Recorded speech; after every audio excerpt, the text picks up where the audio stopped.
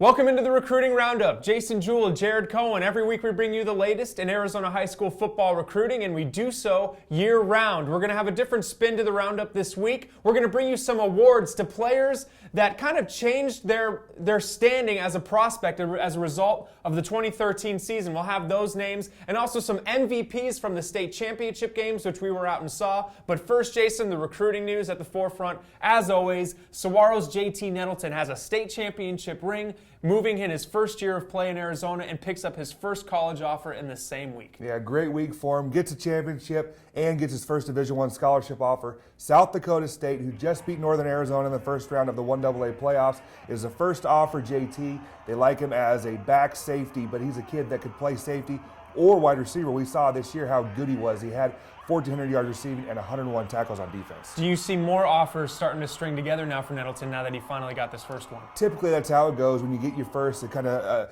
snowballs. You end up getting more. I talked to Coach Mons. He says San Jose State and New Mexico are a couple of schools that are in the mix for JT as well. Also a state champion over the past week, the breakout junior Paul Lucas picked up another offer. Yeah, it was offered by Washington. It was kind of odd timing. I got the news that he was offered, and the next thing you know, about an hour later, Sarkisian takes the job at USC. So we'll see how that actually plays out later on. Now, how does this, Jason, impact his teammate at Mountain Point, Natrell Curtis, who's committed to Washington? Right, he's committed to Washington, and he has not publicly come out and made any statement yet. But he did trip to Oklahoma after he had committed to Washington. So you have to assume that Natrell is still open in the whole thing.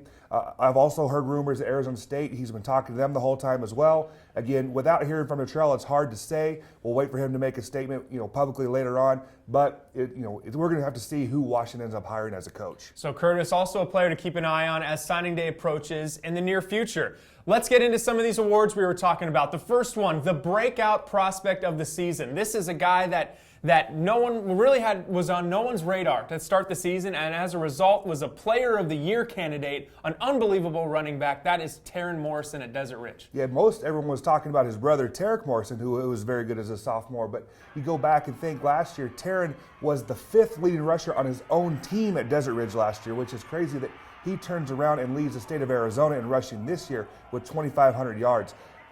There's been some speculation if he's going to have eligibility next year, but if this ends up being his senior year, what a great year to go out. Now the next recruiting award we're going to bring you is the Most Improved Player Award. This is a player, Jason, that was maybe a mid-level, mid-major type prospect, but turned himself into a BCS level prospect. That award we're giving to is Cameron Bennett, the offensive lineman out of Centennial. Yeah, he is a player that had several mid-major offers, San Jose State, New Mexico State, New Mexico schools like that. He changed his body. He lost some weight. He got down to about 270 pounds.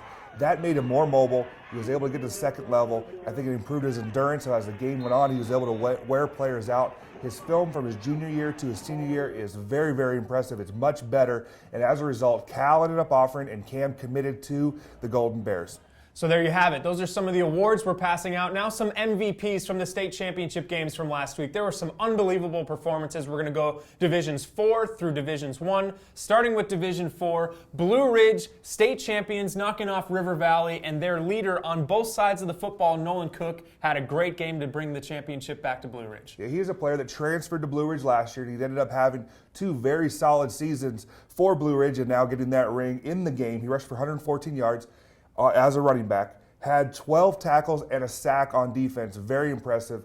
He is a player right now getting just some smaller school Division II attention from the RMAC.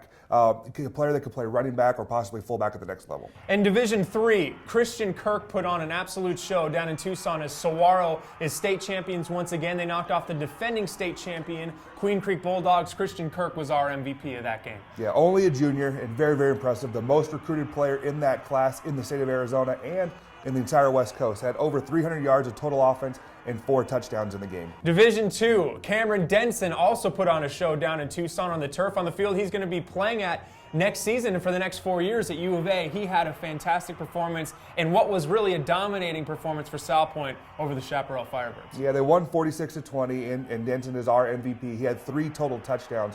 But the reason I picked him as my MVP is the timing of his touchdowns.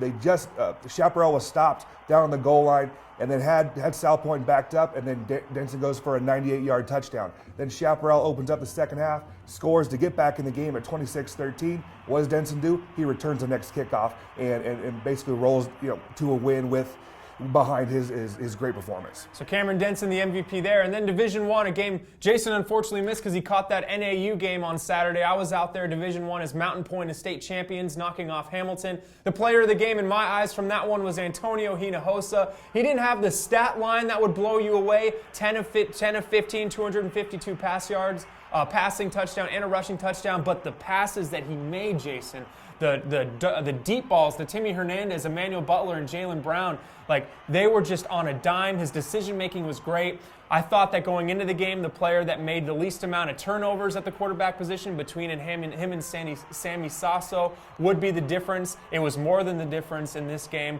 Antonio Hinojosa had a great career for Mountain Point, had a great way to finish off his senior year with Mountain Point's first ever state championship. Yeah, what a great year for him. He was one of the most underrated players on that team, on a team full of Division I prospects. So there you have it. That's this week's edition of the Recruiting Roundup. Until next time, Jason Jewell, Jared Cohen, make sure you continue to stick with us. Signing day is approaching. Still a lot of news to get to, even though the 2013 season is now over.